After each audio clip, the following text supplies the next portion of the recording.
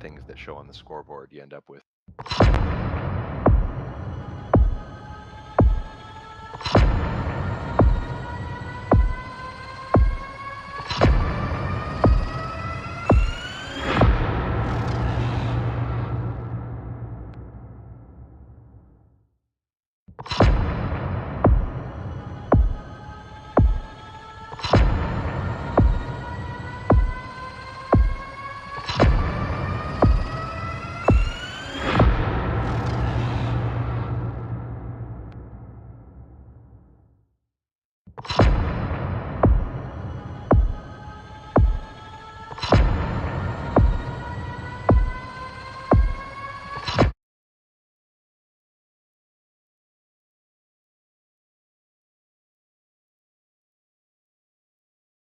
Doesn't move it. Yep, I think you're right. It's touching the line. Slightly over.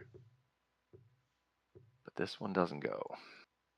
8:32, and that's like official. The cameras are on, and The cameras were rolling. It was being live streamed, so I actually saw parts of it live.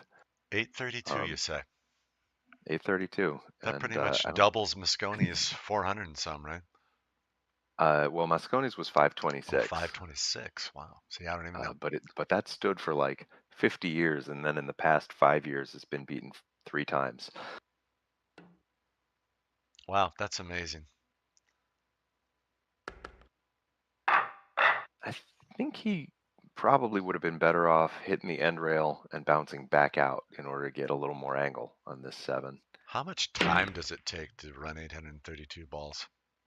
Less for Shaw than for some other players, I'll tell you that much. He moves But fairly quick. yeah, he's a fast player, generally speaking. But yeah, I think is certainly well over 3 hours. It might have been over 4. Do you know that he's Scottish? I did. He's from Glasgow. We got to get Which that is, in there because that's one of Hugh's countrymen.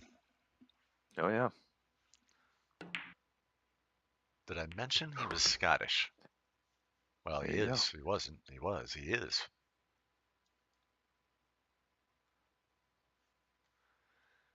Back and forth we go.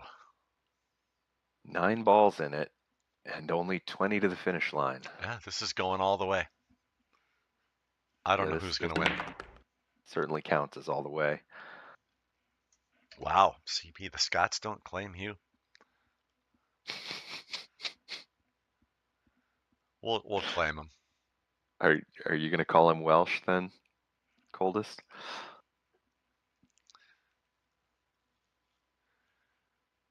Yeah, it's whoever's at the table now. I mean, it's both these players are capable of running out. Yeah, I'm not sure if Inter noticed that this was only a race to 150, but at this point it's not about building the lead, it's about finding the finish line. X knows all of all. Fair enough. 150 isn't that much though, is it, for straight pool? Well, I know what I was going to ask you. Like in real life tournaments, is it standard practice to have the loser's side to be less of a point total? Like in anything, 9-ball straight pool. So I feel like the fashionable way to do straight pool is actually with like group stages, and then the best few players from each group advance into a single elimination bracket. So I don't think there's generally a loser's side. But also the fashionable thing is to have the races toward the beginning of the tournament be shorter, and the race as you go they get longer and longer. Like if when we do 9-ball, for example, in VP4, like in let's say the winner's side is a race to 17, shouldn't the loser's side be to 17, or is it tradition to have it like to 13 or something like that? No, it's pretty common to have a shorter race on the loser's side.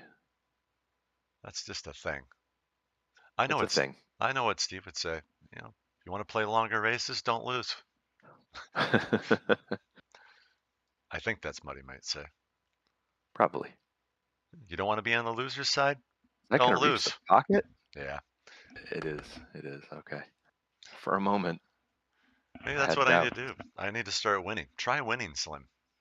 See what that does Yeah, for I you. would recommend it generally. But winning is not as colorful. Losing is like more painful. And there's just more colors to losing. Or I'm weird. Yep.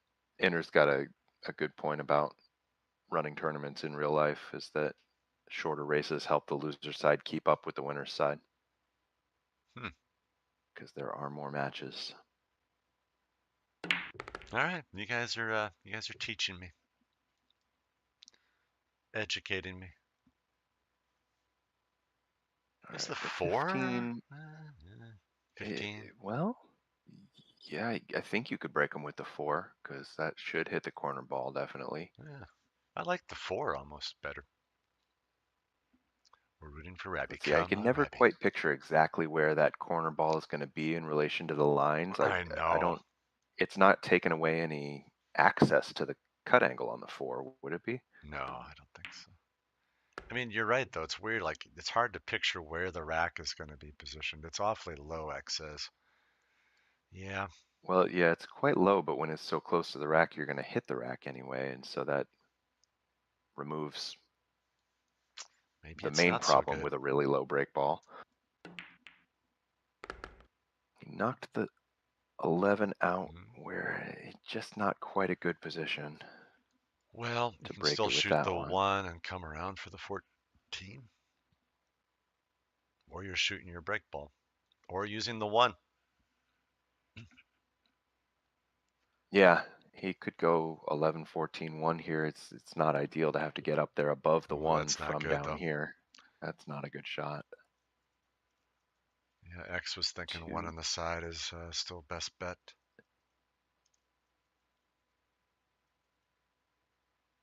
Now I know why Hugh didn't want to stream this. This is 4 o'clock. It's coming up. Uh-oh, he's hooked. Yeah, it's coming up on 10 o'clock in UK land. He can see the one, but he can't. You can't pot it He's unless he gonna wants go to. ahead and cut it over there and send the cue ball 3 rails forward. He's gonna hit this I like hard this. too. I like the scratch in the corner down here, the corner past the 6 ball. Oh, watch this. He's going for it. This is gonna be with some pace. Oh, I was wrong, and he made it. How about that scratch I called though? Oh, close. No, not quite. It was hard to get that cue ball into the rack from that angle, wasn't it? It was never It gonna be was long enough. very. It was never going to go long enough to do that. Ooh, that's a Oh, he poorly hit that thought one much safety. too hard. Look at this. Oh, this is Rabby's chance. He's got excellent chance here. I think I would come up off the 13 a little bit to break with the 14 in the side. Or stun the 14 a little bit. Oh, he went that way, forward. Whoa, it's hard to get the right angle from there, but he Yeah, did. He got there. he's got something. All right, now don't get stuck to the 8. It's not a full stack, but you can still get. Oh, Ooh. didn't get the chance to finish saying it before he made it happen. Oh dear. Yeah, so everybody watching this, start thinking about how you're going to get your cue ball to escape the stack after every break shot. And once you're thinking about that every time, you're going to start learning what it takes to actually do it.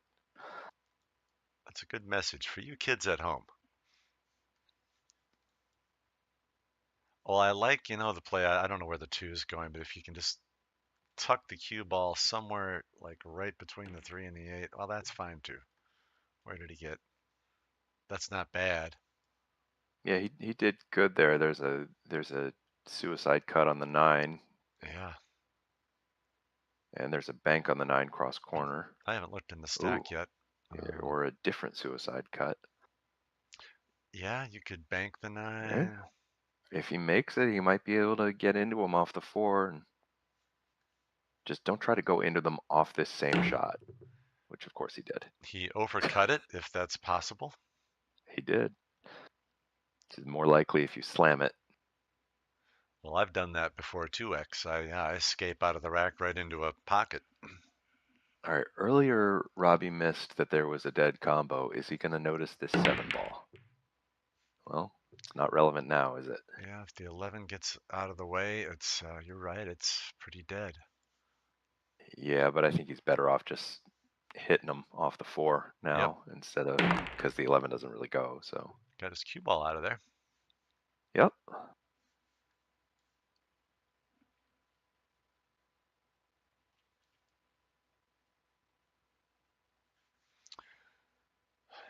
Mm, yeah, it doesn't really have a good angle. Maybe he can get an angle off this 2 and use the 10 to get into the stack again. He Is can, that the or play? he could go 210 and use the 3 to get into him. True too. I mean, I think I like that better. 3 in the side, maybe. Right. Yeah, that's what X just That's the said. one I meant. Break off 3 in the side. Yeah. You know what? That's weird how I don't think about the side pockets in this game, and maybe that's due to my straight pool inexperience, but using sides as break pockets or as like X pointed out, a breakout here. I mean, he went that way, but I don't think about the side pockets enough. I Maybe think he it's a needs to shoot the 8. maybe it's a one pocket thing. I'm only thinking about these 2 corners, and that's it. You and Earl Strickland discounting the side pockets. Yeah. I hope that guy keeps playing at a high level. He's kind of a, I don't know, you can like him or hate him, but I think he's kind of a national pool treasure. I think he's matured a little bit too, due to age. Has he? I don't know. I don't know. I have a He's soft he's spot a, for Earl. he's a head case. Yeah, He's always been a head case. maybe that's why I like him. I'm a head case. Hmm. Well, one thing I think people mistake about Earl is thinking that he's. I think I think Earl is never trying to disrespect his opponents. I think he does, but I don't think he's trying to. I K- think he's only unable to control his own emotions. I think that's a fair assessment because I think he loves the game too much or respects the game too much. So it's, That's exactly it, I think, is that he is actually all about sportsmanship and all about like playing pool the right way, except when his loss of emotional control makes that impossible. yeah. Because I've heard him wax eloquent about other players, like, man, that's Shane Van Bonen or that guy, or he'll begrudgingly give them their due. But He he, will, and if you watch like some of his battles with Efren, the way mm, he celebrates Efren's great shots, yeah, it's commendable. he loves the game too much. But yeah, you're right. I think it's an emotional control thing. It's just Earl. 11 is sitting so deep in the pocket and the jaws are so gaping that it's almost impossible to like, wow, he just shot his break ball. Robbie, you still need balls from the next rack to win this match. I don't know He's why you would do that. yeah, he's in a good spot though, isn't he? He's still, I mean, he's got a chance. I kind of like this. The seven's a little more. I mean, now it's better, except he needs a break ball 15 probably. Maybe he intends to break him off the 7. I like getting the cue ball out of there and for the 5 and just like this. That's almost perfect. I like Yeah, even he wants stunning enough angle. over. Yep. Just almost like a stop. The angle's going to take the cue ball over just a little bit. That's fine. I mean, it's a little too shallow, but It's a little shallow. He should be okay. can you try to catch the 9? Is that what pros do here? So you don't get stuck in the back of the pack? Yeah, I Didn't think quite it is what a pro would do there. he didn't quite get over there, but he's got a bank on the 13 if he's a banker. That's I the shot think I like. Or I think he needs to become a banker if he's not one, because yeah, it doesn't cut. I think that's the shot from here. But the nice thing Yep. about these pockets is that um, if you overcut it even, it'll go. I know he knows how to bank. I've played this guy. Money. What Yep. did he end up As you with? say, err on the side of overcut because the Yeah. pocket's very generous from that angle. I mean, maybe that's one way to think about these pockets. I still like your comment about, you don't want to change your shot selection too much, but it's good to be aware of it, I guess. Yeah, you want to shoot at the generous side of the pocket, though. That's Yeah, true of, the pro side. whenever. Yeah, Give it yeah. every He needs chance. 4. He's supposed to cruise to victory here. Man, when did this turn into a win? I don't know. I missed that part, but Rabi's on his way. Gradually over time, it's the sort of last phase of the match has been Robbie just putting together slightly bigger contributions than Yeah, Stubb and and outlasting him. he's made a couple of crucial shots. You got to give him his due there. He's kept his run Sure, going. certainly so. Will Uh, I Stubb leave at 149? Well, that's a good Oh, point because we got to come up with something to talk about for 10 minutes while we wait for the room to close. that's right. Spoiler alert, though, I'm going to ditch you and go hang out with my family. I thought Yeah, we you were can your also family. not. Oh, sorry. Yes, my other family, my less good family. Yeah, you got your Well, priorities Stubb does straight. the right thing. Well, you let him win. All I right, mean, good without match, Robbie. From Kilmarnock town, he got did your it. hustle down. Streams of pool games live, makes our day come alive. Early mornings on your grind, Tesco shift unwind, but you find the time to play, stream the virtual day. OTG tactical genius, every game you bring us with your skill and your flair. We're glad you're always there. Virtual cue in your hand. And it's a sucker scratch. Look at the line. line. Commentator's eye. Don't say I didn't warn you. OTG tactical genius. Every game you bring us with your skill and your flair. We're glad you're always there. A virtual cue in your hand. Amazing shots you land. From your home to our screens, living out our pool dreams.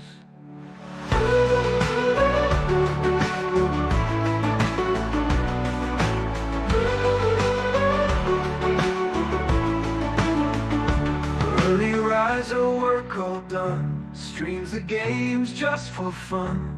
We'll cheer for you every match. TG, you've got the magic touch. OTG tactical genius. Every game you bring us with your skill and your flair. We're glad you're always there. OTG tactical genius. Every game you bring us with your skill and your flair. We're glad you're always there. This for the 101. Absolutely sensational once again. Virtual cue in your hand. Amazing shots you land. From your home to our screens, living out our pool dreams.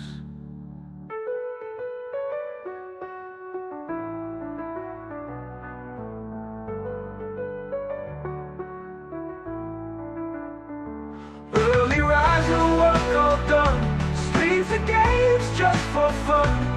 We'll cheer for you every match. TG, you've got the magic touch. OTG tactical genius. Every game you bring us with your skill and your flair. We're glad you're always there. That was fantastic.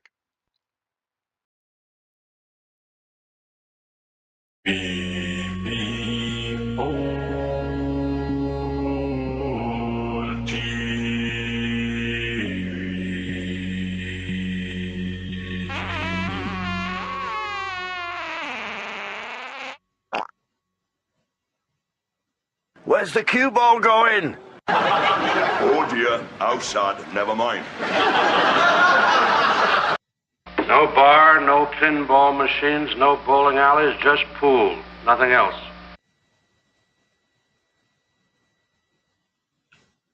Right, good evening, folks. Welcome back to VP4TV. And we have a big match tonight coming up in about 5 minutes' time. I think it's a round 3 match, and the itchy nose has started already. Round 3 match between Albinario representing Sweden, who has a high run in straight pool of 127, up against MC_Clarkey from the UK, whose high run done in this tournament. Very first match that he had, a high run of 121, which since then has been superseded by Acero's 130, which still stands as the tournament's high run. Now, if you were on the stream the other night, you would have heard Steve saying he had problems with his computer. I have to say that for all of the day I've been in this lobby, in and out looking, Steve hasn't been seen in the lobby. So I'm wondering if he's still got problems with his computer, because he's not been online in VP4 all day. And whether he is going to join us in the commentary booth, that remains to be seen. He was using another computer last night. Was it last night? I mean, I can't remember when I did a stream the last time, but I think it was last night. So on the schedule, we have this match at the top of the hour, race to 200, of course, on the winner's side, and there's also Linus and Pulkabouter on the one-loss side on Friday at 7 o'clock. But for those of you who were here prior to the broadcast starting, you will have seen the end of the match between Rabbit and Stubb, which started late on last night. It was going to cause problems with me getting to my bed, and Slim, thankfully, he did the live stream of it. And you saw Rabbit taking out Stubb 150 points to 133. Stubb with a couple of crazy shots towards the end, but that's how you lose matches. And Rabbit got through. He had to play sensibly at the end of it. Of course, he would have made mistakes, but he didn't make as many as Stubb did, and that's all that matters. So Rabbit's now through to the next round, where, incidentally, he might have a reasonable challenge on his next match, because Laser is waiting on the winner of Aussie Mick and Hazard. There's a huge time zone difference there. I don't know whether that'll go ahead. So Rabbit's going to be waiting on the winner of whoever comes through those three players. And I don't think you should have anything to fear there. So that's one thing to look forward to for him. You've still got One Pocket Slim and Interchange X to arrange their match. The deadline date is April the 11th. We've got Bedhead, who's waiting on the winner of Fast Eddie and DJ Simon. You've got that match for Linus and Pulkabouter sorted out. And you have Miasma on the one-loss side, waiting on the loser of the Spud Boy Sergresh match to come through, and that deadline is tonight, so it doesn't look as if they're going to go ahead. It's going to be a toss of the coin, but if Spud Boy's been sending the proposals, he will go through, and Sergresh will go to the one-loss side, and that is about it. So now, with 2 minutes to go, what I need to do is check. Just tab out and see if Steve is there. Good afternoon, good morning, good evening, hello, welcome to Steve.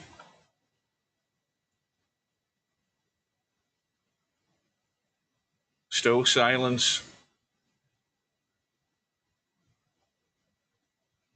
His mic is muted, I can tell you that.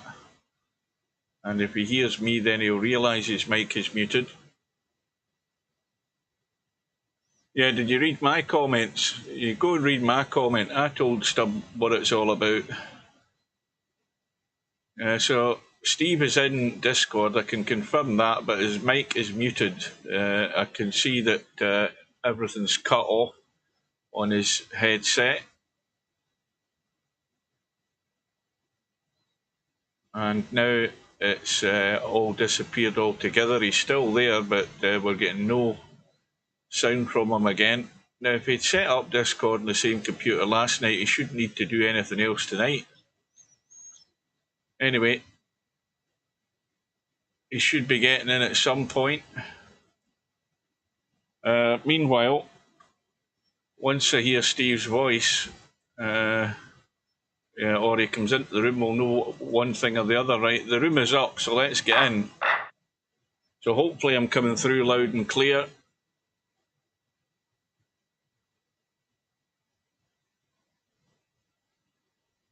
So welcome everybody. Welcome to Mark. And we wait on the players arriving. Now, I didn't notice if Albinario was in the lobby there. Did anybody notice that? In fact, I'm going to go back out the room and check, see whether Albie's actually here yet. And no, he isn't. So, and Steve's still not in the lobby, so he's obviously having issues with... maybe he's got issues with the part that he ordered for his computer yesterday and he can't get it fixed. Well, let's get him to contact support and see if they'll help him out. No Albinario, and we're already a minute gone in the clock.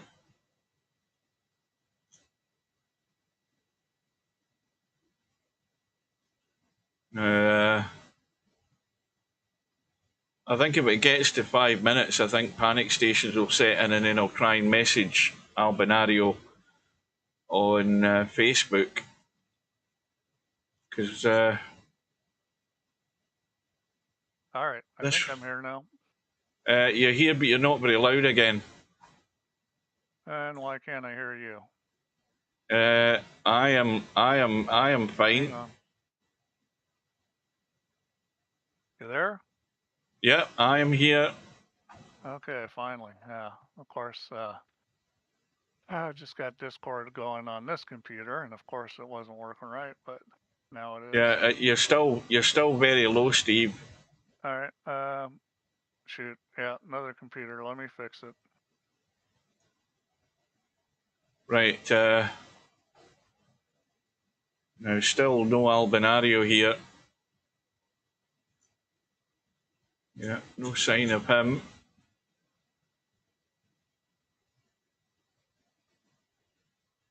In fact, I'm already panicking, so I'm going to get Facebook up my phone and try and get a hold of him. Hopefully, he arrives here by the time I'm typing this out. Now, where is he? There he is.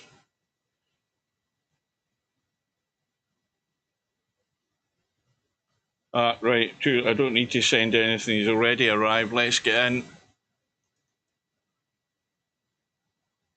And we've got Matt on the right, Albinario on the left. Lag for the break, one of the most important parts of the game. Or the most important part of the game, apart from getting a break shot at the end of every rack. And Matt's going to win that part of it, so Albinario forced to break.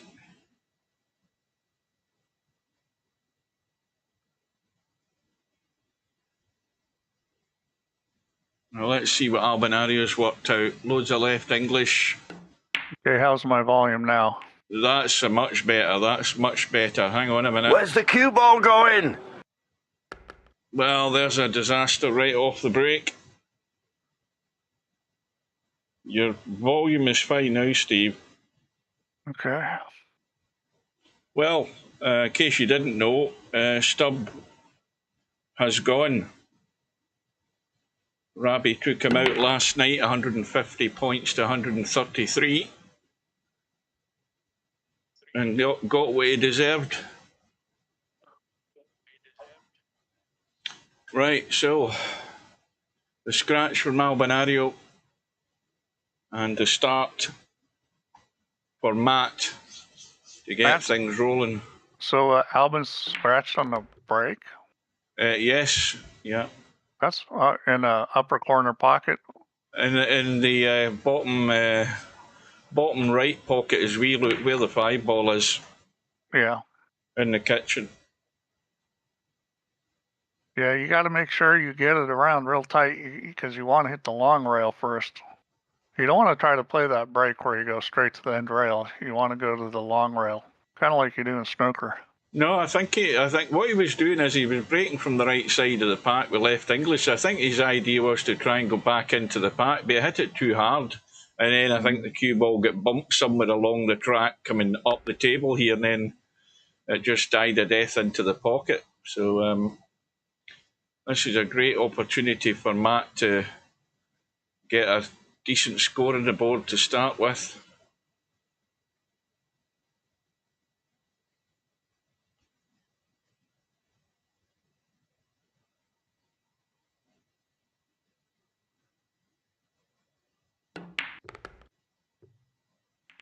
Oh no.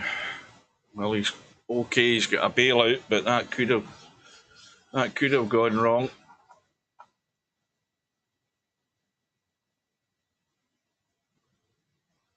These balls are not sitting particularly great. They're in a circle, these balls. Yeah, So I mean, they're all a bit fiddly.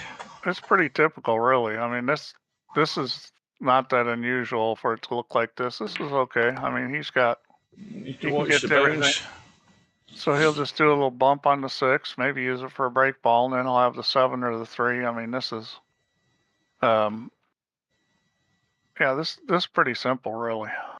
Now, is he going to try and avoid that 6 and use this 5 ball down table here to get to that 6? I don't know what that he's 6 doing. is tight to the pack. The 8 ball's at the head of the pack. If it was me, I'm shooting the 14 and bumping the 6 and then shooting the 3 in the side. Well, he just needs to roll this in at a dead weight to do that. Yeah, I don't know why he wouldn't be doing that. Yeah, just like that. I mean, he may have moved the 6 more than he wanted to, but he's got the 8 ball still. I mean, he's still okay. Oh dear. Well, he's going to have to take the 8 ball now as a bailout. That's gone wrong. He can shoot the 7. Can he? I thought the 7 was in the pack. The 7. Oh well, he can shoot the 7 now. I see what you mean, but the 7's no good as a break ball now either. Yeah, I'm not sure why he didn't shoot the 7 and leave the 8, but the 6 ball is still an okay break ball. Now this is the one time that you might want to leave the 1 ball. Although honestly, I still rather leave the 5 ball for the end. I think that's what he's going to do.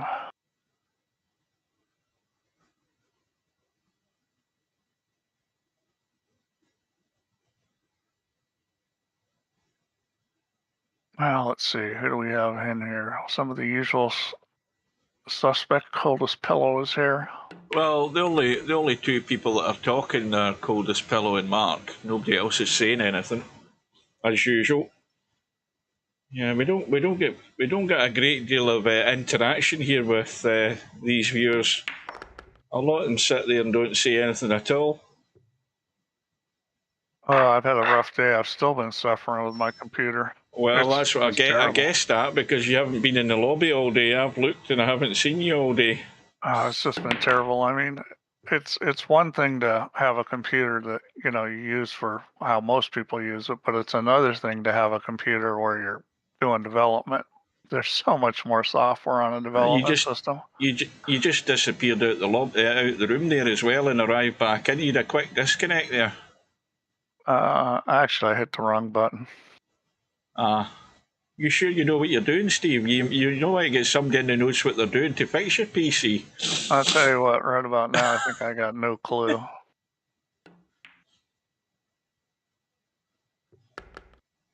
Well, so far so good for Matt. He's into his 2nd rack. And the table is again a bit cluttered, so there's tidying up to be done. Yeah, Matt's got to avoid, sticking himself on top of other balls. That shot he just shot was, didn't do much for him. It could have got him in trouble. He's got a bailout. Well, he's got 2 bailouts. He's got the 1, and he's got the 8. These balls are spread enough. You should be able to run these out without bumping. The idea is you don't want to bump balls. And I think that's where he's going to get in trouble. Not that was that dangerous in that situation, but you get in the habit of bumping balls a lot, and eventually he's going to catch up with you. Other people have real lives, do they? I thought most of us were leading virtual lives. Oh, something's disconnected there. I heard a beat there. I think Steve's left the building, has he? No, I'm still here. Oh no. It must have been an incoming message or something in Discord.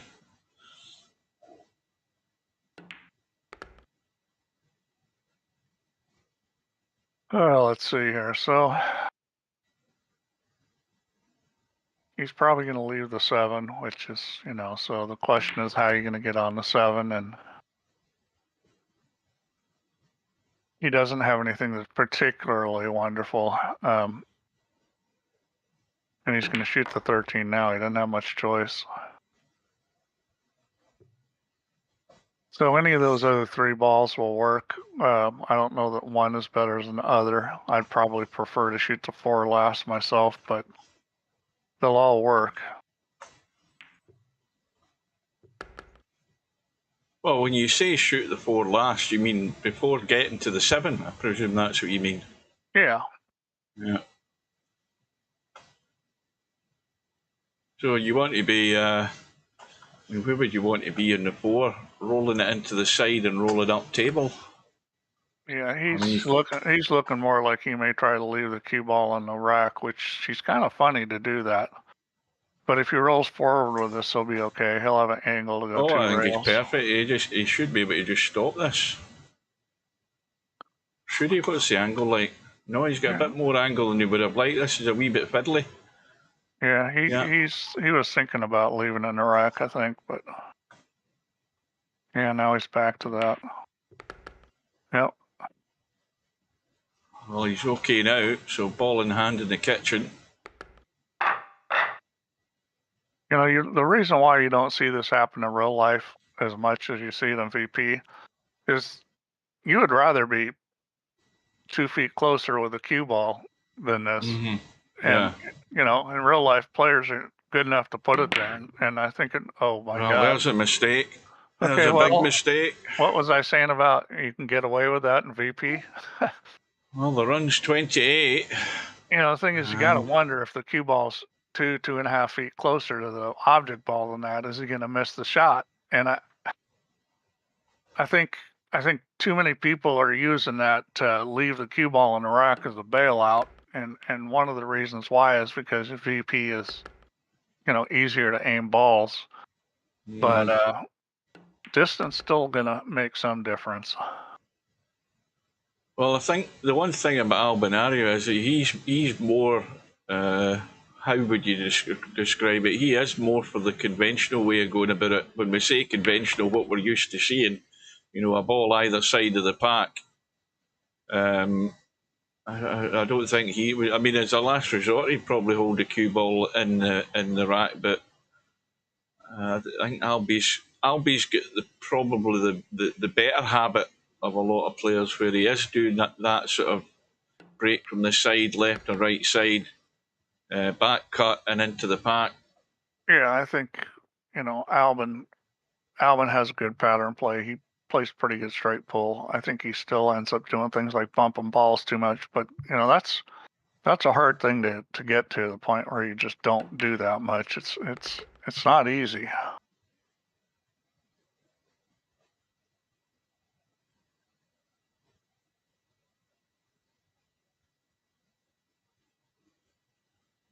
No, you don't want to see Steve playing this game. I've seen Steve playing this game. You don't want to see him.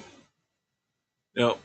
My straight pull game is not wonderful. I mean, I don't really play it. I just practice it, and I'm playing on a tight table, so that's. Well, I'm assuming that Coldest Pillow's talking about actually playing VP4. Oh well. Yeah, well, I still stand by what I said. That wouldn't be worth seeing.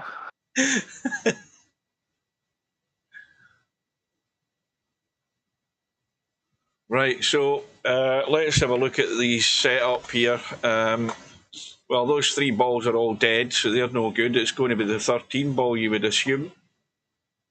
7 ball to get to the 13 looks like the plan. So, and the one thing about Albinario, I mean, in last year's tournament, I don't think he missed a break shot in all his matches, and I watched, I think, all of them, and I don't think he missed a break shot in the whole tournament. Or was it the year before? But whatever one it was, Albie never missed a break shot. And the one thing about that is he was getting himself pretty damn good on the break shot each time, as he's just done there.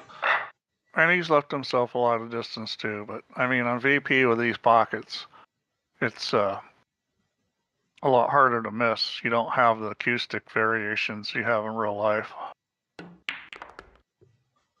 And that's well done, nice and controlled. Didn't hammer it, but I might be struggling for a pot here, looking at what we're seeing above. Let's have a look. He can always shoot the one ball, but that's not anybody's favorite shot. He's going to have to. He ain't getting anything else out of that lot right now.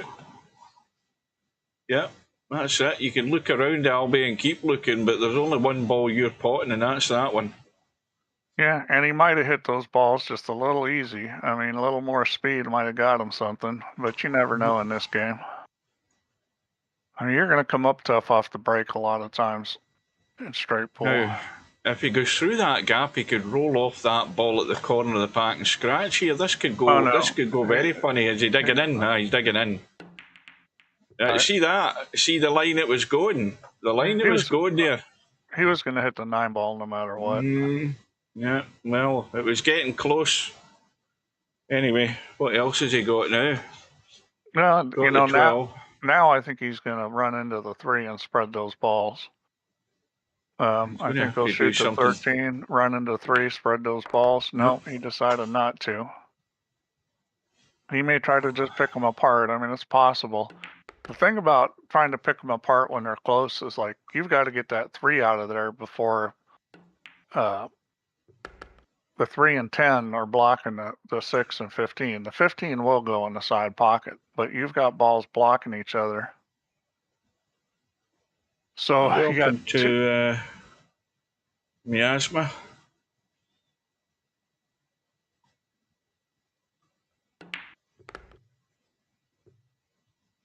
And he's kind of just taking his time, not really too worried about it.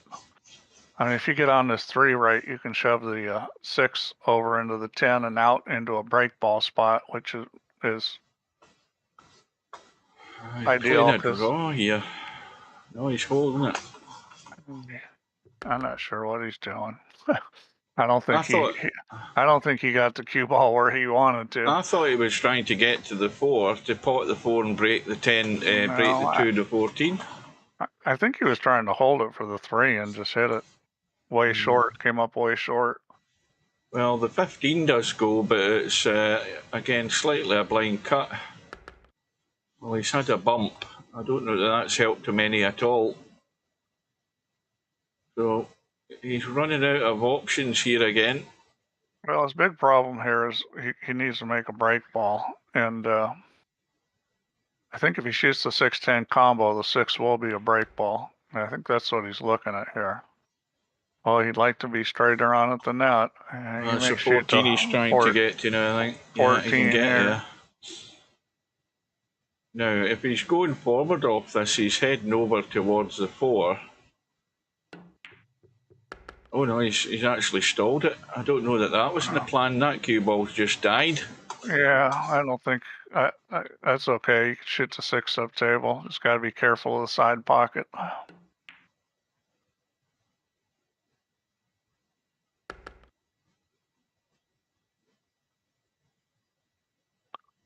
Well, it's going to be interesting to see how he comes up with a break ball here. Well, he might go ball in hand in the kitchen again here and use that 4 ball to break and cut it in and come into the back of the pack. Boy, which is not great. It's very difficult to even hit the back of the pack from where that 4 ball is. It's because you try to go forward, and yeah, that's. Well, to me, you go over the left side. You can check the cue ball off the back rail and into the back of the pack.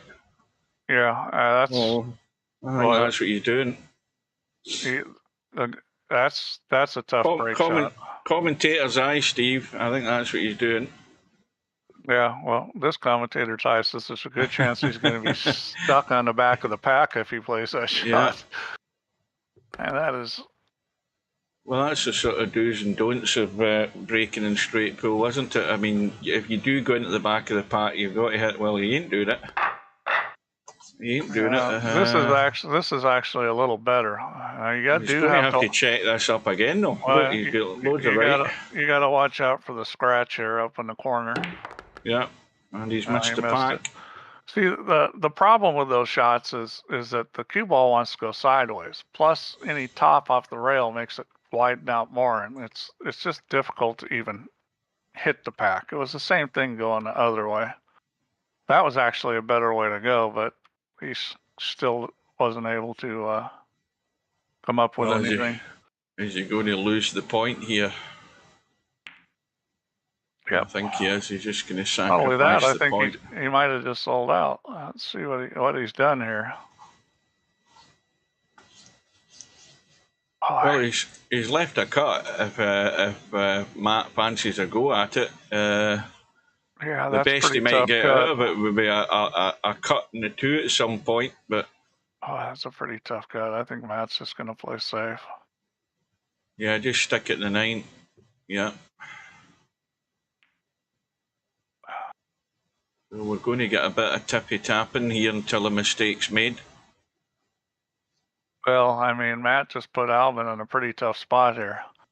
This is difficult. I think he'll probably come off the 9. Seeing a situation like this, Steve, is there any time a pro would actually, rather than trying to run up table and play safe, which is like suicide, is there any time a pro would actually deliberately, lose play a third foul and lose 15 points? Because to me, that's a lot less than what you could lose by giving your opponent an easy start and him running like 90 or 100 odd. Yeah, well, I'm sure it's been done. I mean, the thing is not only do you lose 15 points, but you have to break. Yeah. Well, which is, but if you hit a good break, maybe that's better. And there's a foul.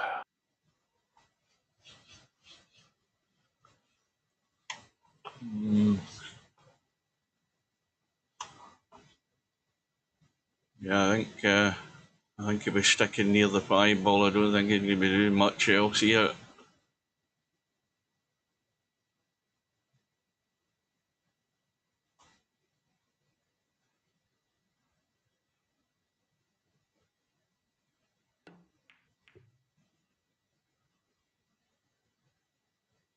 And that's really no good.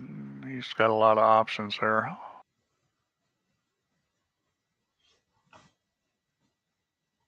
Right, well, do you care to list them, Steve? Because I don't see a lot of options. Well, I mean, he's not up on top of a ball or something, so he can thin balls. He can come back into the stack. Like, for example, you could thin the 10 and just bring it right back in on top of the 5. There's not a whole lot there.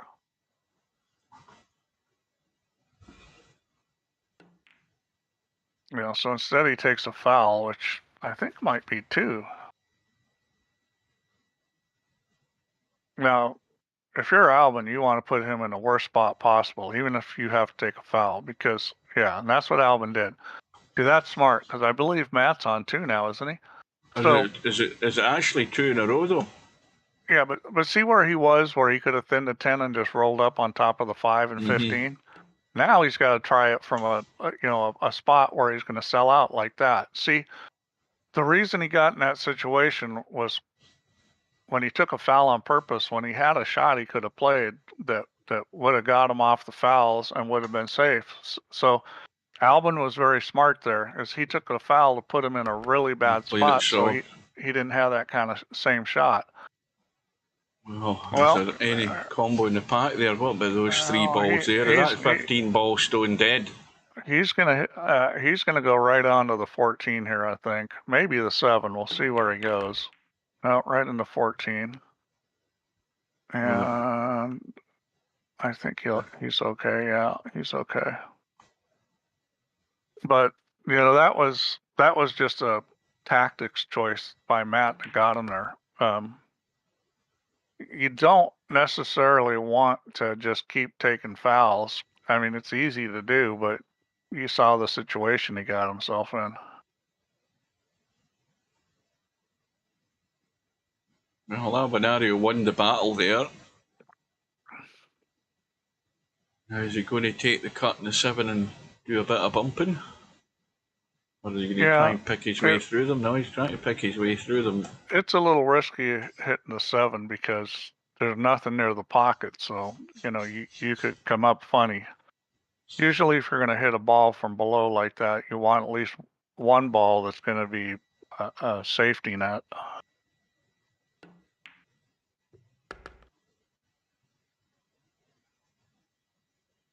Again, I mean, he's got the angle on the 14. He can come across into that 11 ball and brush the 3 and do a split in the 3 of those balls there.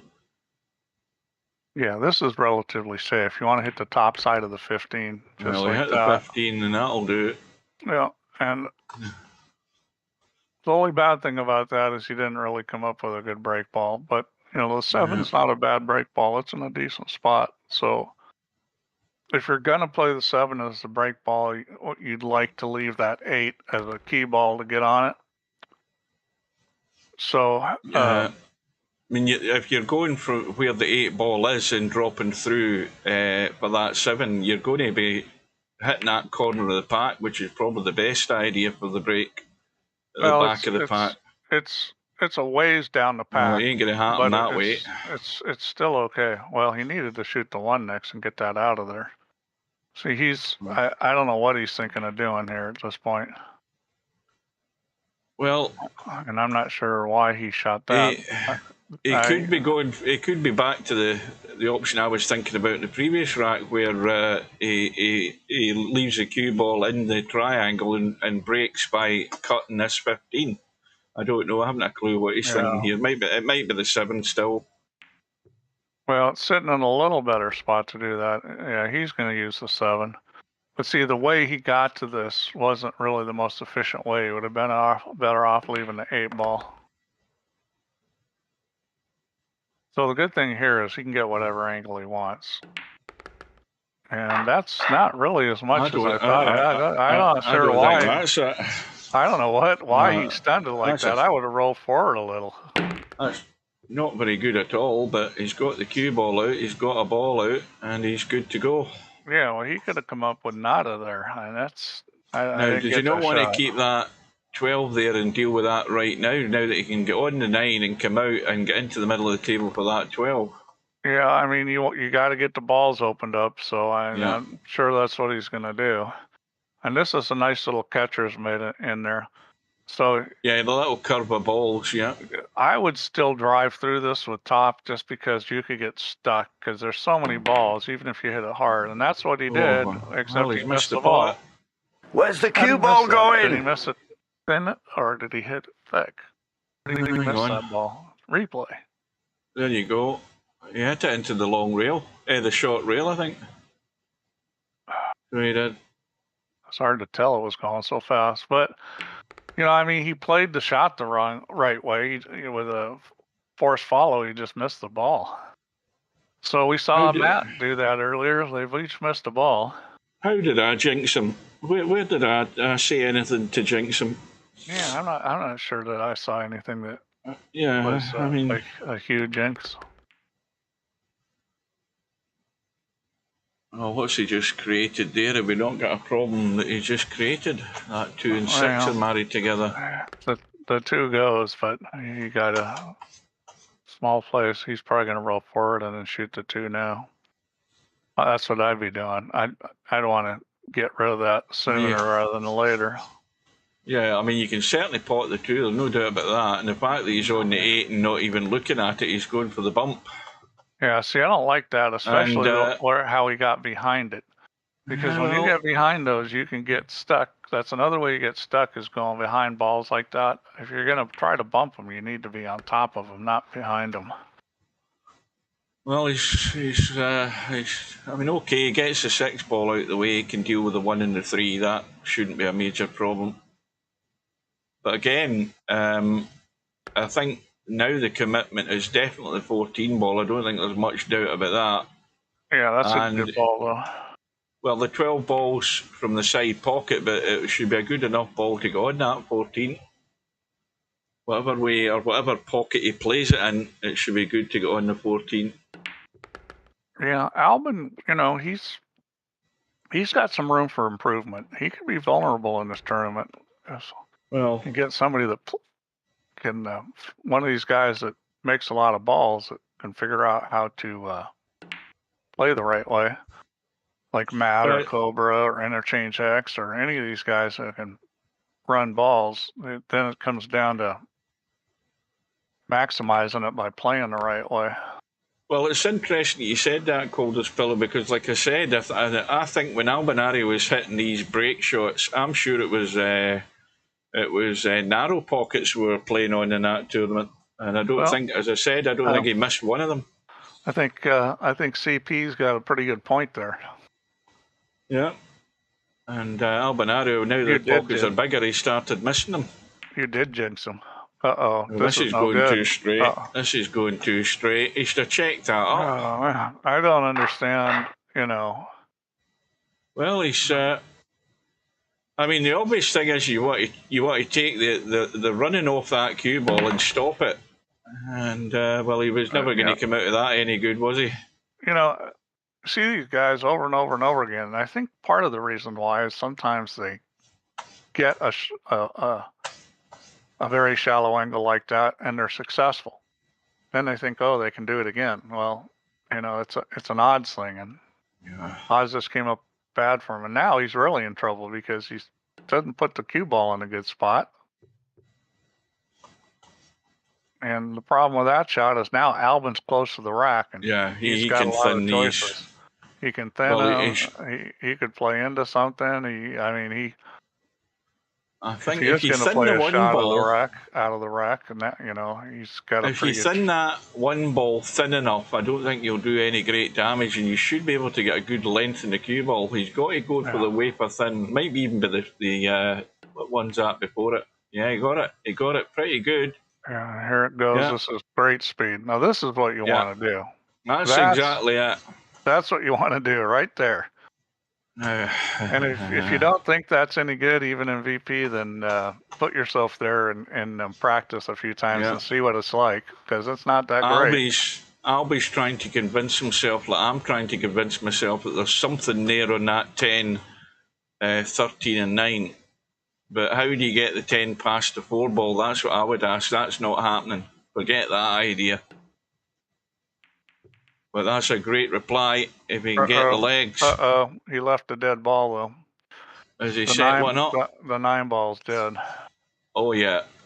And that's the great thing about this, is that suddenly, where there's nothing, suddenly there's something, and it's a 6-2, 12-9 combo. Is that what we're talking about? Yeah. I mean, that's what you're hoping for, and that's what happens when you leave guys on the end rail. You know, they have to hit a little thicker, and you know, next thing you know, you got this 6-2. Yeah, this 12-9. This can't be missed. That was literally unmissable. And the replay again.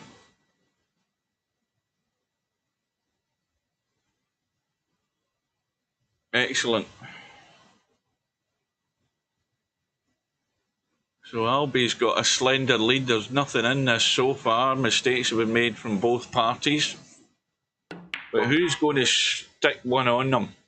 Who's going to put a 70 or an 80 together here?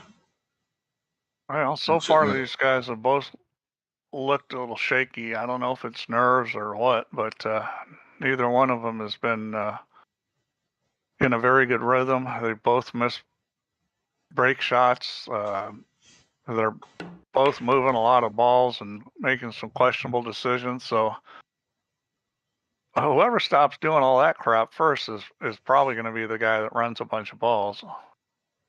Well, again, I mean, the other thing about you know, when you've done the break shot and you broke the pack, there's been a fair sequence recently where the pack has broken and there's not really been an obvious break ball, and it's been a bit of a struggle for a lot of players, you know, to find that break shot. Like this, the way this is set up right now, you've got the 10 ball where it's sitting. Now that could be from the head of the pack, or you could break into the side pocket of that 10 ball. But he's going to take it now, so bang goes that theory. Well, he's going to run into these balls, and he may come up with something or not. Yep. It might have been better to leave that where it was. And everything's just a little funny. So if you shoot this 13, the cue ball is going to bump the 6 and go right at the 12. If you're going to hit this, you better not hit it too easy. Maybe it'll go by the 6, but that's no good either. Yeah, that's not very good. Yeah, he's got a bail out of the table. But that's about it. Well, so he could be going for the old cut the 11 ball down the rail and bang into the side of the bat. It's not getting there, is it? Is it getting there? No. And you know, it's just kind of the same old thing. It's just that nobody's in rhythm and everything looks sloppy, and you know, I mean, it's amazing how quick a table that looks pretty good can turn into a nightmare. Yeah. Two of them are struggling.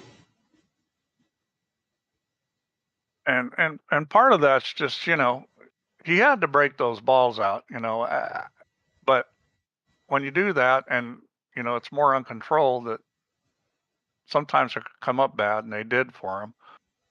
Well, there's absolutely no value, I think, leaving that 15 ball there. So he's got rid of it. Well, especially the way these balls are sitting at the moment, I don't think the 15 ball was any good.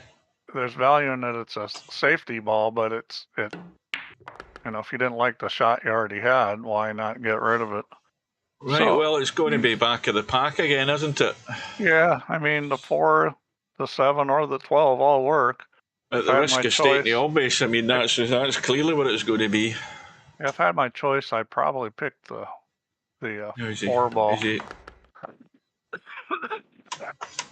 Well, he's not taking the 4 ball, so it'll be the 12, or I guess it could be the 7.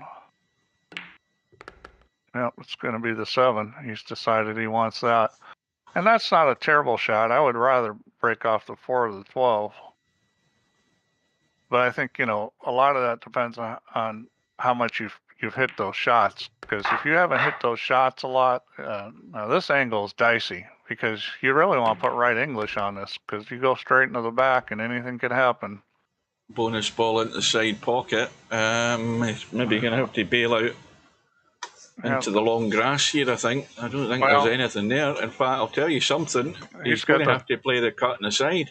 He's going to have to play the 3 ball or the 14 ball. That's what he's got. Oh no, he's got the 5 ball. Oh no, can't know yet. Has he? I don't know if the 5 ball will go unless you're cutting it over to the other corner. But I think, yeah, he's playing the 14. And that's a good shot. So he actually got the balls to spread pretty good off of that shot, which was nice. Oh, there's the break ball right there. Well, there's two prime break balls sitting there, 15 and 12. Got to leave them for the time being. So when you get this line of balls like that, you know, the 3, 13, 10, 8, you know, those only go in one pocket because they're all blocking in the other pocket. This comes up in one pocket a lot. Like if you're the guy that they all go in your pocket, that's great. If you're the guy that none of them go in your pocket, then you're not too happy. He just needs to get to those, and that's not going to do it. He needs to get to those balls and start picking them off. Yeah, and that's where that, you know, the 15 ball is the one ball that's getting in the way as well. So obviously we need to commit to the 12 ball as a break ball. Well, you could shoot the 15 ball and get rid of it. You've got the 12. The 11 works too. So he's kind of funny here. He's going to need to shoot the 5, I think. And then, I think he needs to bail out up table and then reassess the situation here. Now, if he's going to try and cut this, then he come into the gap between the 2 and the 12. No, there goes the other break ball. So I haven't a clue what he's doing. Well, and he didn't try to get on those balls, and if he would have hit this a little harder, it'd be up high enough where you shoot the 2 in the side and be on the 8 or the 10. So he's still like just funny. I'm kind of surprised he didn't shoot that 12 and try to slide the cue ball over to shoot the 8. I mean, he's got to get to those balls. Well, he's got to take the 2 on the side now because he has no other choice unless he was running up the table in the 9 or something crazy like that. But unfortunately, he's on the wrong side of it. Yeah. So yeah, this is just. It's got that. You've got that. You've got that. You've got that feeling it's all going to end horribly this visit. Well, it's almost like he's shooting balls and then going, you know what? This isn't really the right spot for the cue ball. Instead of figuring out where the right spot is before he shoots it, it's like he's shooting it and then he gets there and goes, oh, this is no good. See, I would still cut that. I mean, the 9's there could be a break ball, but I'd be cutting across and trying to get in there. Here. I would go right straight across, right? Needs to get legs, and he doesn't want to. Well, he's got the bump, so that was fortunate. He's got the bump. Well, unfortunately, he's too high on this 8. See, that's the problem there, is that he could have backed up and shot the 10 or something if he was a little different. But he's okay now, I think. He can shoot the 11 up table and then shoot the 13 or the 3. So it's going to be the 4 ball to get to the 15 break ball, I would assume now. I mean, that's laid out in a plate for him. That's how it should be, I would think. So it was a bit sort of dicey there for a minute, but he's found a way to get there. Well, it's just what both these guys are doing is they're taking racks that are, they're not trivial, but they're not super difficult, and they're making them difficult because they're not playing the right patterns. So there we go. Now he should be prime this time. Well, I said that he's going to have to work the cue ball a wee bit here. Yeah, he doesn't have the right angle on this. He's going to have to go forward and out. He's going to leave it very straight again, which is, I just... Didn't he learn the last time he did this? That needed to go another foot that way, and he would have been perfect. I mean, these guys are so scared to have an angle. You got a cue that always goes straight in huge pockets. I mean, why are they so afraid of missing a break ball?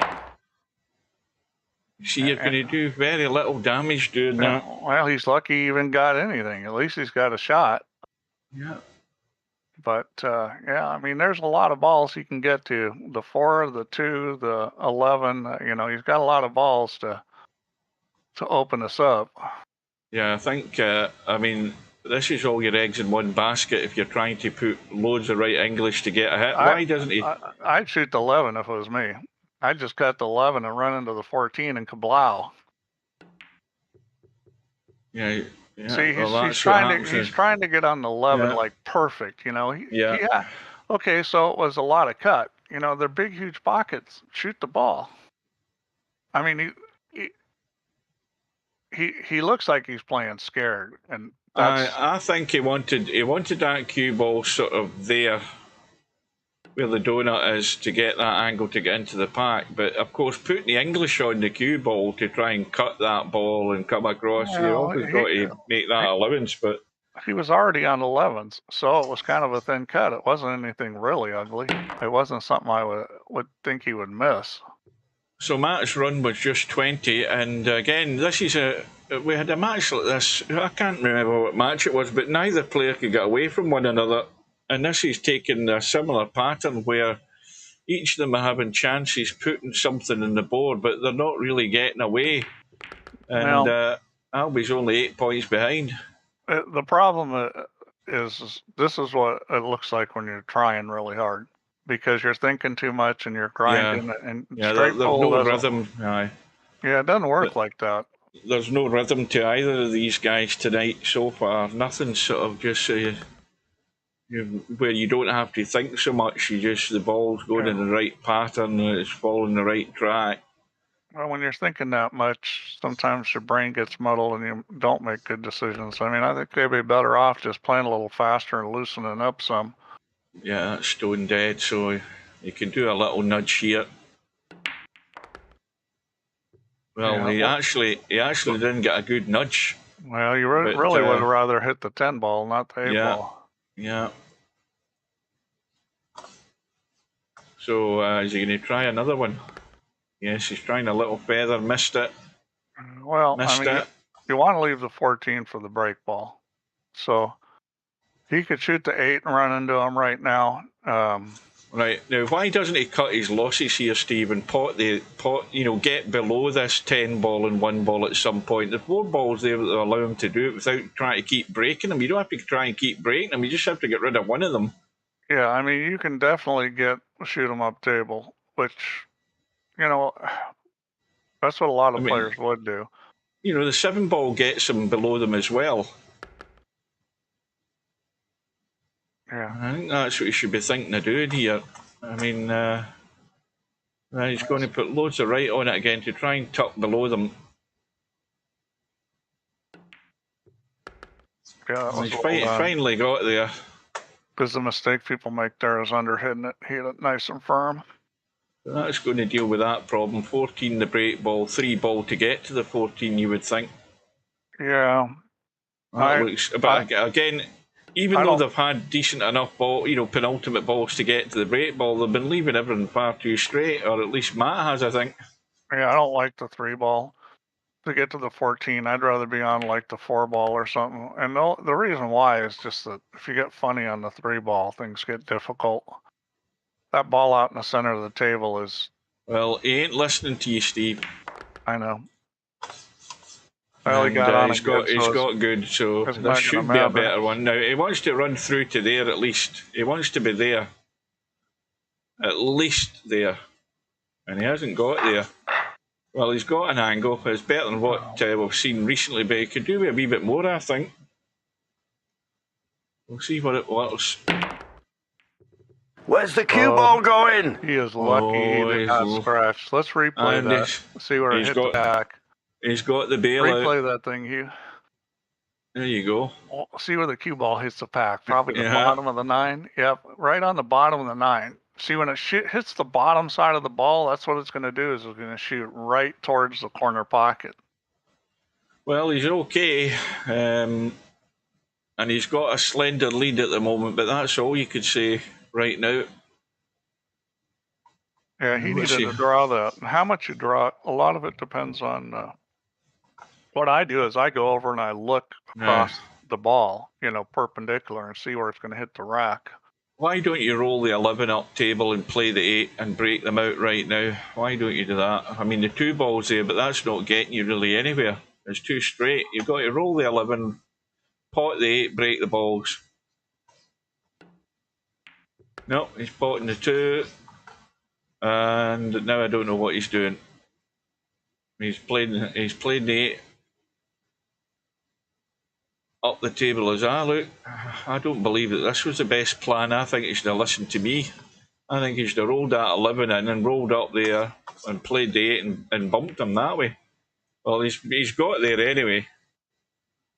Yeah, now this one's going to be a little risky because you got to stun it, and you're probably hitting into the 10, and you can get stuck there. The 6 ball's your safety valve. Yeah, they're fairly loose, though. There's not a lot of wall of balls to hold this cue ball up, so you'd think they would open. Actually, when they're a little loose, that's when they don't open as much. Like when they're when there's a lot of balls touching each other, they'll come apart real easy. But when there's a bunch of spaces in them, like they could all be together, but there's like 1/8 inch, 1/4 inch spaces, they don't come apart when they're like that. Try racking a rack of balls and put lots of little spaces between them and see how they come apart. It's the same thing, It just it just doesn't transfer the energy well. Now, he wants to really bump the 6 here, doesn't he? I mean, to me that sounds like a plan, bump the 6. Because if he bumps the 6, he might actually bump it up into a break shot, plus the fact he's on the 3 or the 15. Yeah, he almost has to. Can he get there? I mean, he could go up and shoot the 1 if he wants. Well, he's brushed the 6. And he's going to have to bail out on it. He could have gone up and shot the 1 if he wanted. I don't know, it's like... I always wonder, like, if a straight pool player was playing this rack, what choice would he have made there? And I don't know. I think a lot of guys would have gone up and shot the 1. Welcome to Larry. What pockets are you talking about, Coldest Pill? Are you talking about a straight pool in real life?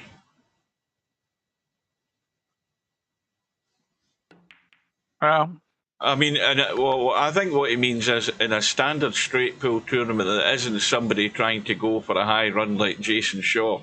I mean, are we talking, what, 4.5 inches or what? They typically would play 4.5. They don't play tight pocket tables. They don't play like, 4.25 or 4.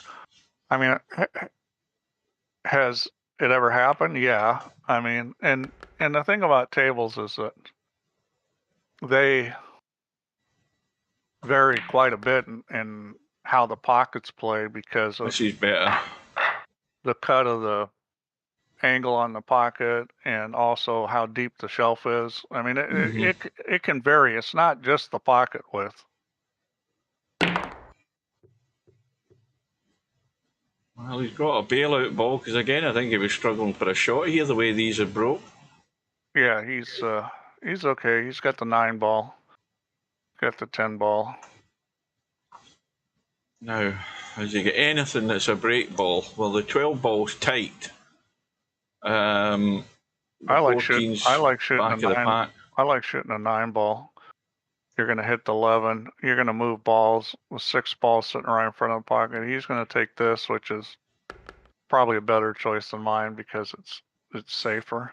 Well, the 6 ball's going to do the same thing, is it not? Is that not a bit thin, that 6 ball, though?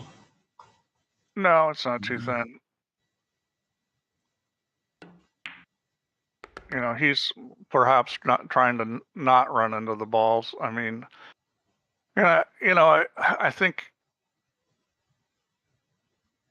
at least in practice, it's a good thing to do to try to never run into balls. Just try to pick it apart. What's the average break the pros make? What are you talking about? You're talking about an average break in straight pool. I mean, that's any number. It really varies. I mean, yeah. But how long's a piece of string? One thing you got to realize is that, I mean, the matches that live stream tournament you were linking to in the lobby, the match goal in that was 1-2-5, wasn't it? Or at least it wasn't the rounds I was watching. Yeah, I mean, it usually changes in tournaments as the rounds go on, but straight pool isn't played a lot. The Europeans play it more than the Americans do. And it's funny because most of the guys that play straight pull or love straight pull are older now, like Earl and Johnny Archer. They practice straight pull a lot. And you go, oh, well, that's because they're old. And they were young. They were back there when they were playing straight pull. And no, that's not the answer because straight pull hasn't been popular since, like the 70s. I mean, those guys aren't that old. So it's just that later in life, they decided that straight pull is the best way to practice, and they just started doing it a lot. Well, that was risky. I don't think it's necessarily something that you're ever going to see on Sky Sports. Let's put it that way. It's there's very few big straight pull tournaments now. The World Championships, which I believe are still played, although not. He just needs to stun this 12 ball over and shoot ideally you could get on the 14, but if not, you shoot the 3 and then the 14. Yeah, I mean, there's just not that many big tournaments. But certain countries, Europe, they play more straight pull than they do in the U.S. I mean, if you went in a pull room, it would be very rare to see anybody playing straight pull. I would shoot the 14 now. And this is why, because he's trying to get behind it, and now he's on the 50-yard line. I would have just shot the 14 and gently brushed the 7 and then shot the 3. Well, it's definitely going to be 14 ball now. Yeah, he's still fine. The thing about pool is you got to be able to adapt. Adapt and survive. No, you're in Germany, right, Henry? Germany is, that's one of the places they do play straight pull.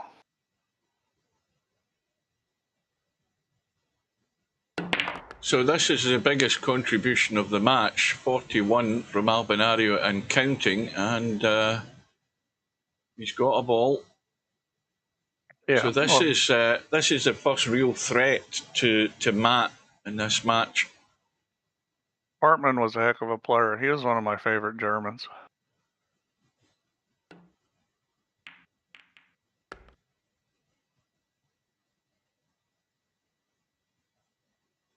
So, yeah, full players will go where the money is, that's for sure. Well, Albie's already got 3-4 balls to work with here, but he's not really got a.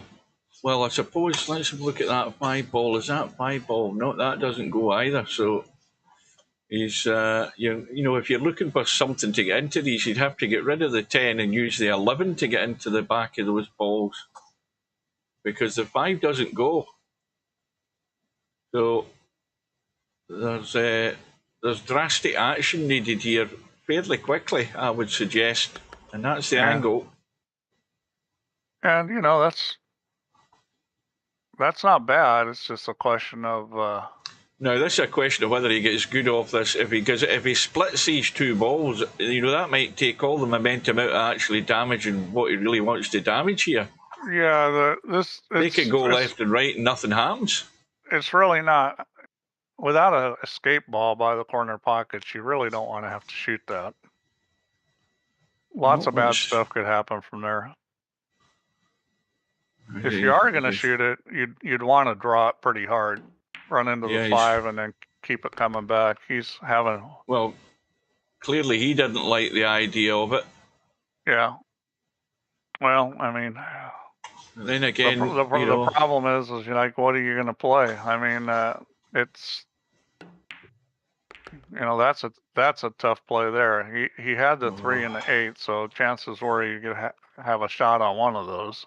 Well, he's going to roll through surely this time. I mean, the 7 could be a break ball, but he might need that break ball to bump these balls here. I know again he's not gone far enough. If that's what he was trying, I'm not sure what the plan was there. Yeah, I mean, this is. He's running out of options here. He's still got the 10 ball at the back of the stack that he could work with. The 5 ball's now in the open, so that's a good idea. And that'll do it. That'll do it. He can get enough on it, and he's got the 10 ball there. He doesn't have to back this up super hard, just a little. Just like that. Yeah. How is he going that side? There's nothing going that side, I don't think. No, he's still got trouble here, by the way. Yeah, the 15 ball will go, but you have to be dead straight on it. You can shoot the 10 and try to rub the 4. You can also get yourself in a lot of trouble doing that. Well, this is last chance saloon as far as I'm concerned. He has to just get a nudge one way or the other. He could not nudge the 15 onto the 2, though. That's the problem. No, he's missed them altogether, but he's thinking of getting the gap, maybe, Steve. Maybe that's what he was thinking. The 15 will go. Yeah, he's got it. He's right on the money. And that'll do. Crisis over. Well, as far as that problem's concerned, he's got another problem with sorting out a break ball. He's nudged the 4, which might have to be it. He's still got this bailout down table. You can tell that Albin's screwed himself enough times that he recognizes those situations most of the time and tries not to get himself into it. He's like, man, I'm not going to shoot this because I could get stuck. He's done it enough that he knows better. The break ball that I thought he might be using has gone, so again he's come up with another plan. Is it going to be inside to the long rail of the 2 ball? We'll try and catch the corner of the pack. Let's have a look at that. I think that might. That'll work. It's fine. And it just needs to hold up. That's perfect. That's just perfect right there. Run is 55. I'll be now into triple figures. So this has now got the question asked of Matt that he might get a turn, but when he gets a turn, is he going to be up to the task? And they broke pretty good. I think he'll be pleased with that break. Yeah, well, he's also on a potential tournament high run here. Well, that's just jinxed him straight off the bat. And now just make a note of that, guys. I never mentioned anything. Well, as long as he's not in the stream listening to it. See, one thing like golf etiquette wise, like if you're playing golf and somebody's like, they've just shot a phenomenal front nine, you know, they're on a heater and stuff. Yeah, yeah. You'd never say anything to them about it. You just don't. Not if you want to go off the golf course in one piece. Well, we played a little combo, and it's just a bit of tidying up, getting rid of blockers. Now, where's the break ball here? Would it be the 14? It's a bit wide. Nothing else is there. Those ones will do. One bailout ball being the 5 ball. Again, there's a bit of manufacturing needing done here, I think. And now is he trying for a bump here and hoping he might get... These are all sitting high in the rack anyway, these balls, so maybe not. Yeah, you're better off not doing the bump. The 14's a good break ball. Now here you'll take a little bump. You got to be a little careful though, because you don't want to bump the 15 on top of the 12 and the 8. Yeah. And he's thinking about, see, he thought about that. That's why he shot the 8, because he goes, I can come back to this 13 and then clear him out. And he may take the 12 right now because he's right there on it. He may just go 12, 13. If I was him, I'd probably shoot the 12 right now while you got it, because you're not going to get on it much better in this. It's a wee bit tight. It's a little tight, but guess what? It's going to stay a little bit tight. I mean, where are you going to shoot it? I mean, you're going to have to get behind it. Well, as you said, you've got to get on it good, and he might never get on it as good as what he did. But I think he might be taking. I mean, the problem is he might have had some crazy idea to get rid of the 14 first. I don't know what the hell he's doing now. I haven't got an idea what he's trying to do here. Look, see, he's brushed off the 15. He's got it as a break ball now, so maybe that was the plan. Yeah, he's got a perfect break ball now. Where that 12 is, you might be better off leaving the 15, because that 12 is just going to be huge problems for him. I don't know whether he had that in his head all the time, but he's not. He's either got lucky or that's the way he played it. We'll give him the benefit of the doubt. And now he's good to go. He should be plumb for a break shot here. And the run is 67, and this could be life-threatening here for Matt.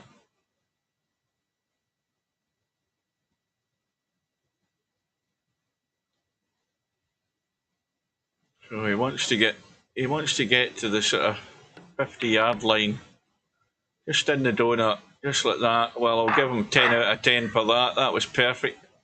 Yeah. Now, you got to be a little careful here. So he's hitting. He's hitting the one, isn't he? I would stun this. I would hit this with stun. He's got a little top, which is okay as long as it's not too much. So he kind of held there. Hang on, I gotta take a call. Right. Well, he's got the 6 ball. That's fine. He's got the 7, so he's got choices. And he's still got a problem, his usual problem. There's two clusters. Can he catch that first one if he takes the 10? 10's a bit too much of a cut, I think. I mean, if he took the 6, he could come up and try and get a bump in those two.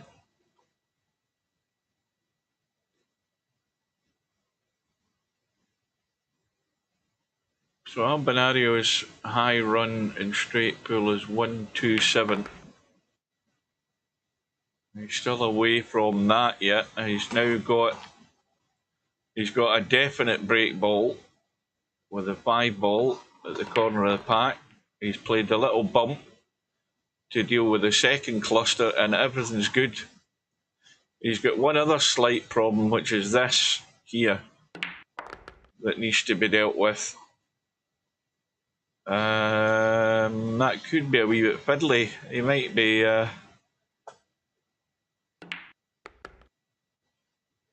Well, then it might be that he's going to get rid of the potential break ball here as well and going forward and spinning and bumping or something, is he? I'm surprised at that because I'm looking to see where the other break ball is. I mean, it could be going 13 as a break ball. It's a wee bit further away from the pack. It could go forward with right English around the corner for a bump. Yeah, he's getting into the spot for the 12. That'll do it. Nipping out the back of it. So now I'm looking as to where the other break ball would be. It could be, again, he could be keeping the 1 to get to this 13 ball. I think we would have to, I mean, from the way the table are lying at the moment, I think we'd have to decide that's what he's doing. Unless he starts doing some freakish stuff to catch me out. Well, he's playing a little better rhythm now. I mean, he's cleaned up his play a little. He seems to be 10 out of 10 to 10 out of 10 to Miasma for pointing out that the high run is still a Ceros, which does tell you in the top left hand of the HUD. You notice how I've tried to make my my little panels similar to what the UI is in VP4. The little goldish line round about them. I tried to do that, make it a wee bit more sort of interlinked. Far from it, obviously. Oh, gotta go, boy. Yeah, yes, it's going up. It's going up by a stack.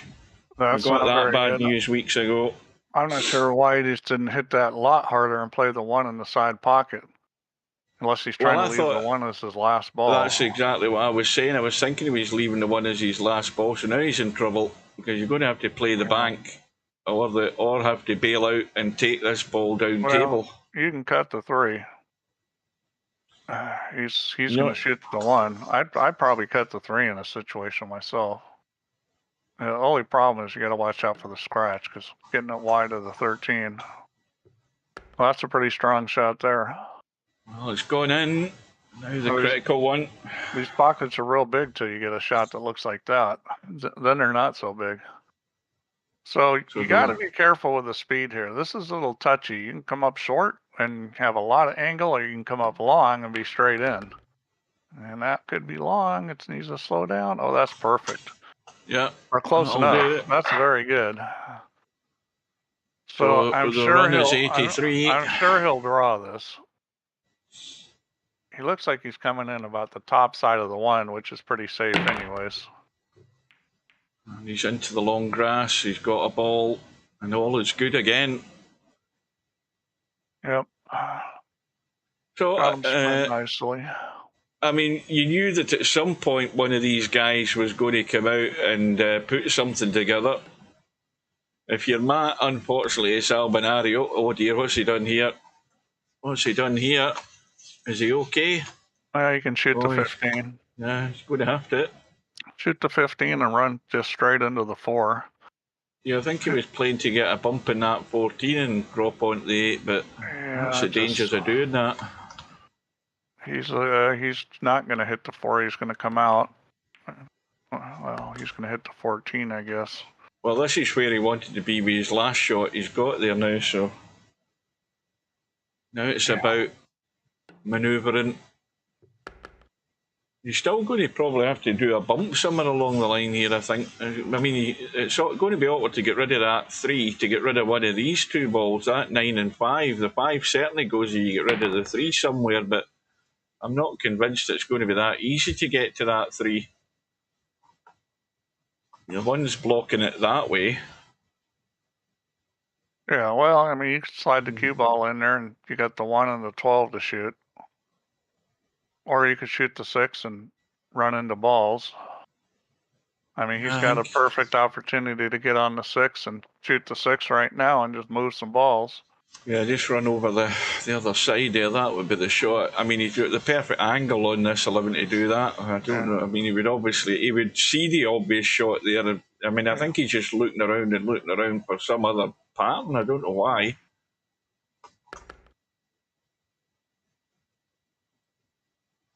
This 14's a bit straight, but is he going to run forward? This is dangerous. He's going to roll up and shoot the 6, I think. Oh no, he is just rolling on it. He's going. Oh, that's too far, but it's just still a okay. wee bit far. I think he'll draw this, try to catch a piece of the 9 and try to control the speed of it. You don't have to draw it, but I like drawing it. He's going to draw it. Yeah.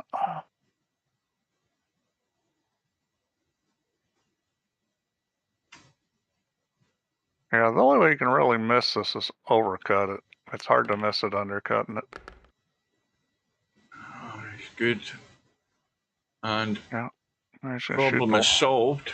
Shoot the 1 and then the 12. Get those out of there. Right, so do you keep the 5 or do you keep the 2 to keep your options open? I like the 2 better, but you know they both work.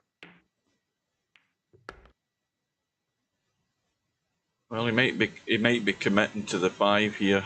He just bumped to 2 a little bit further away, but he's still got a bailout ball down table, which again would always be an option to get to the break shot. Yeah, I like using the 3 to get to the 5. I think that's what he'll probably do. He's going to shoot the 9 and then the 12 and then the 2 and then the 3. So the run is 93 and the lead is getting big. Well, maybe that's not what he's doing. Maybe he's going to shoot the 2 then the 12.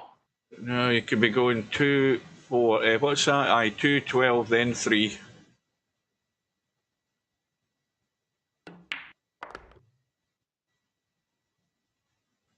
So,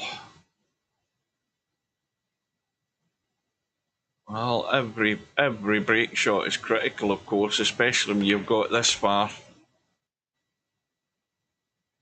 So Albie's on course.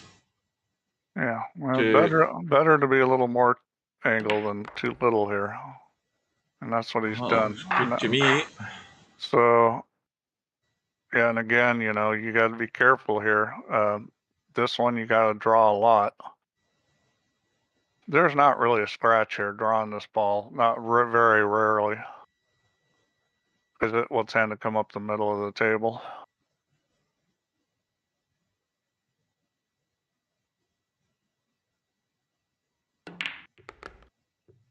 Well, he hit that awful easy. Just, you know, a little afraid to hit him. He's still good, though. I mean, all you want is a shot. He's got the 12 ball. So, 12 into the side, 7. It's one of them balls that Steve doesn't like, but again, it can still be used to get to the break shot, which might be the 15 ball the way it's sitting at the moment. But well, it's a great ball. If the ball before it, you know, you got an easy shot to get on the 7. If you got to move the cue ball down table or around the table, then all of a sudden that 7's not good. Yeah, the way it is here, it's fairly isolated, the 7 ball. There's nothing really handy towards it. Bear in mind that the 15 at the moment could be a break ball, but something could pop out here on this side of the rack. Danger, Will Robinson, right here. You could get stuck if you're not careful here. Oh, he's went right through the gap. Or go through the gap. That was a dangerous shot. You would never have thought that happening. Look at the gap. I mean, it's not much bigger than a ball, and he's went right through it. Even with the 8-10 there, you could have hit that 13 and come up pretty weird with that. I mean, I don't know. I kind of have a sixth sense about those things now. After having screwed myself enough times, I'll look at something and just go, "This doesn't look safe."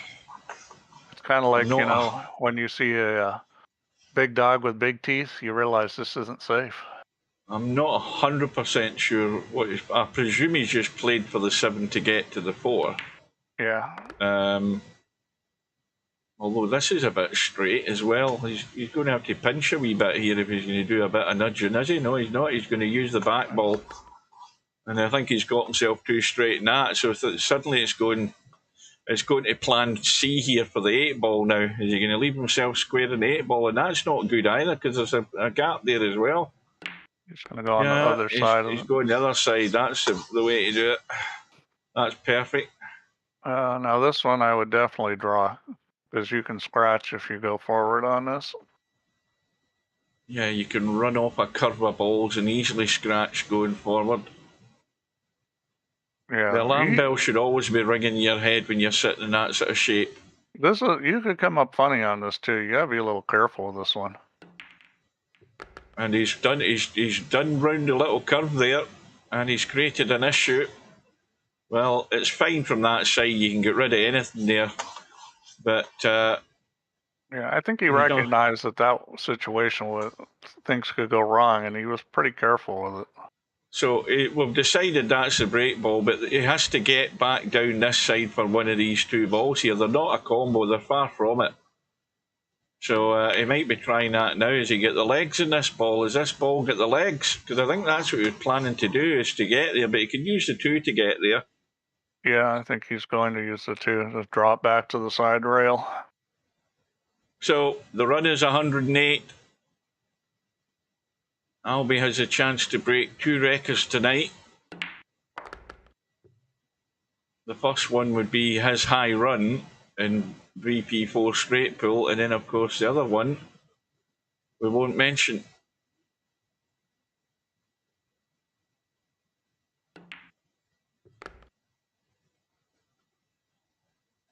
No. Yeah, well, he can get to 151 in this. Perfect again. Match. Yeah. So you gotta be a little careful here. You gotta draw the shit out of this. I put heavy draw on this. You could try to go forward, and he may do that, and he's gonna draw it. The only mistake you make here is not put enough draw. Oh, he's going to have to bail out with a dodgy shot here, I think. You know what? The balls didn't come apart good that time. No. And that's one of the reasons why, you need to hit them a little harder, because if the rack's not quite tight, then that's what can happen, because they didn't come apart good there. He's looking at a combo here. He's going to shoot the combo. Well, he's on it pretty good. Why is he not cutting the 12 into the side? Well, to me, that looks easier than a combo. To me, it does too. I would shoot the 12 before I shot the combo, but I'm not good at combos. Well, Albie thinks he is. If he likes the combo, hey. Well, suddenly it's a big shot. The thing is what's he going to shoot after this? He's going to play for the 12, because he doesn't really have the angle to get into the balls, I don't think. Well, Albie's doing what he thinks is right. I think the 12's a far easier shot. I do too, but if he likes it, then He hasn't hit it. He hasn't hit it, has he? Oh dear, what a disaster that was. Why didn't he hit it? I don't know. Oh, the run ends in 111. That hurts. Well, Matt. Well, now Matt's going to... You know what you have to do. You're going to have to beat your high run. That's what you're going to have to do. Yeah, he could, because he's 141 he could do to get 141 and out. That was almost reminiscent of the Larry trackball mouse disaster that he had in the straight pull. When Larry's still having nightmares about that, aren't you, Larry? There he goes, Larry trackball strikes again. Well, I mean, all you could hear is the groan from the crowd when that happened. Yeah. The crowd groans are always bad. Always bad.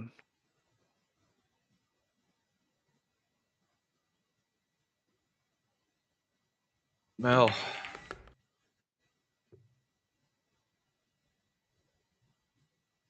is Matt going to play fast and loose, or is he going to construct a run here? I think he's going to have to loosen up some if he's going to be able to run a lot. I mean, he's just been grinding and it hasn't worked for him. I think he needs to just loosen up and play.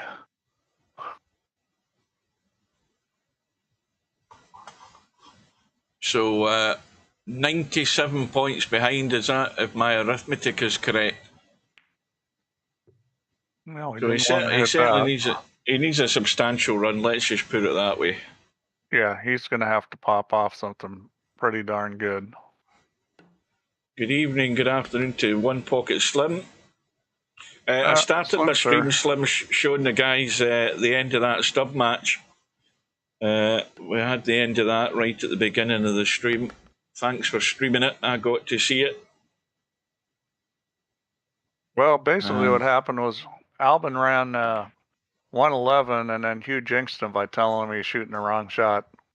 Well, you agreed with me, by the way. Don't forget that. You're a bit economical with the information you gave out there, Steve. You agreed with me that the 12 ball into the side was a far better option than playing the combo.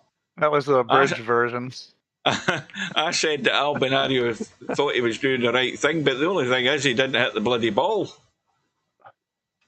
Yeah, I mean, the ball was right in the heart of the pocket and came up short about a quarter inch and just hung there on the edge.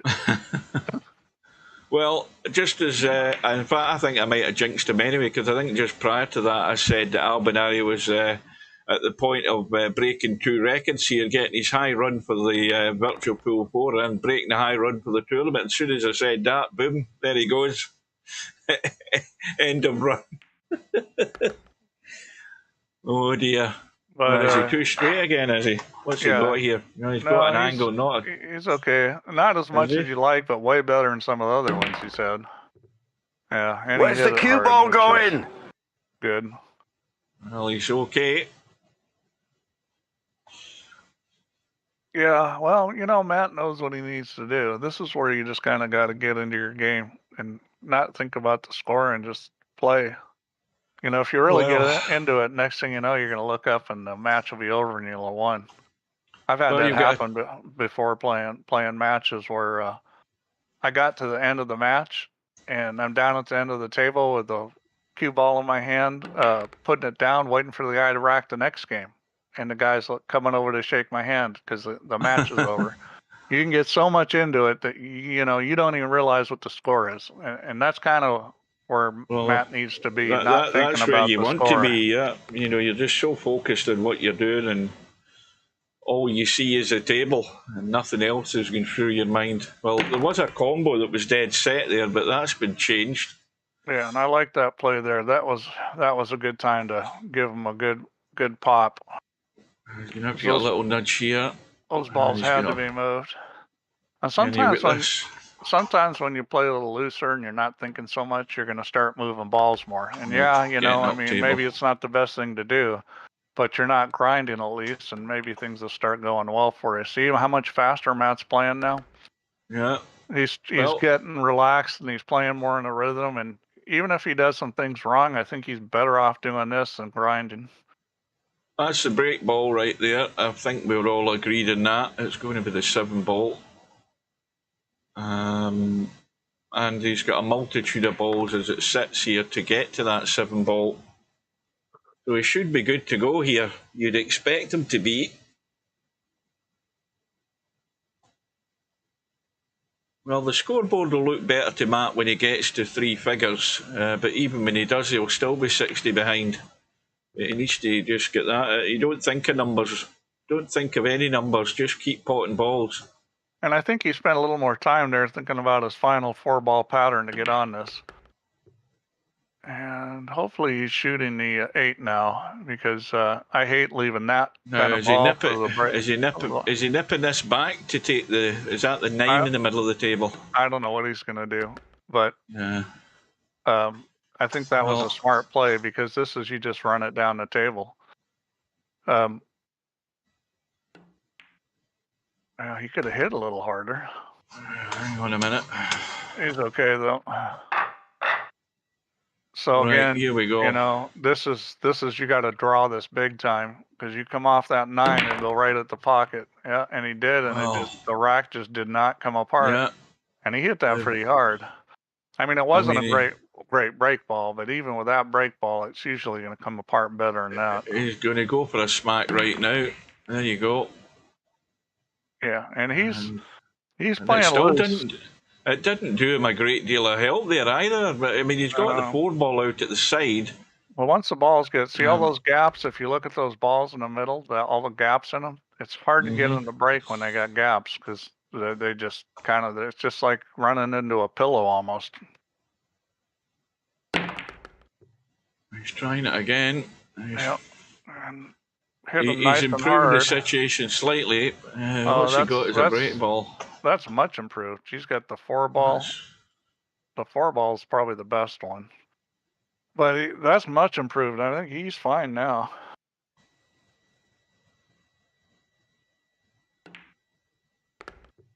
I think sometimes,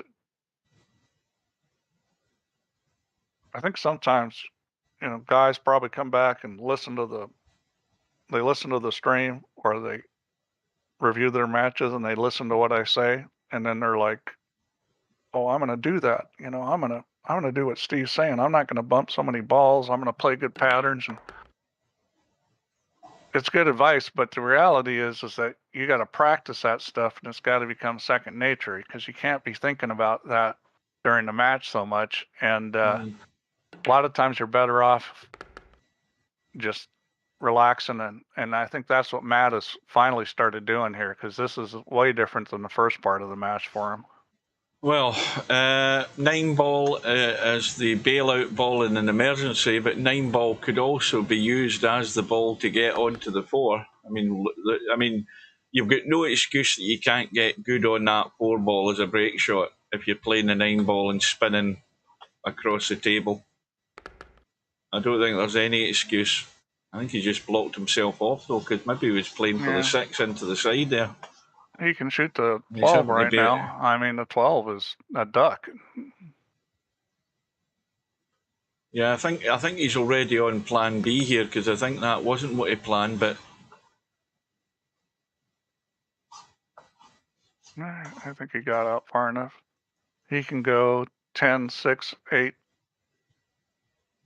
If you're going to play the 8 as a stopper, you got to leave the 6. Right, so there's the 9 going, so... Yeah, so he'll shoot the 10 now and then the 6. Because the 8's good as long as you got a ball like the 6 where you know you're going to get on it good. Yeah, just to get square, all you're doing is just stopping the cue ball, pretty much. Or maybe even drawing back an inch or two to leave yourself that angle in the 4. Yeah, he should be very good here. I would always go forward here, just like that. Yeah. And so, I would draw this back a couple inches minimum. And if you go 4 or 5, that's still fine. Yeah, so that's a nice little angle. So you got to be a little careful here. This is kind of a stun shot into the 3. Just like